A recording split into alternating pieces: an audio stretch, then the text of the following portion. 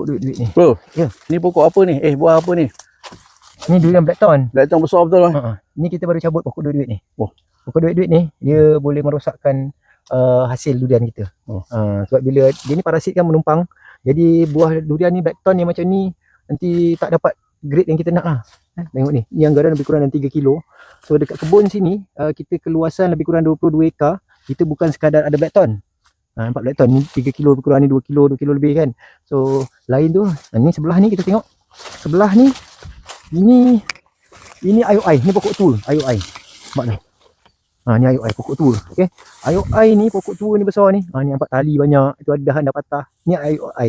Sana pun ada IOI, ada ini D13.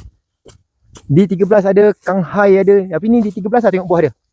Nampak buah dia. So banyak buah kat sini, kecuali durian kampung je kat sini tak ada. Durian kampung dekat kebun 14 ekar sana. Ni blackthorn. Nampak ni. Ni belum boleh makan lah. Jadi macam-macam jenis buah durian ada kat sini, kat Jai Durian 13 ni. Dan semestinya durian-durian ni durian yang segar dan terbaik dari ladang. Lepas ni ingat durian, ingatlah Jai Durian 13.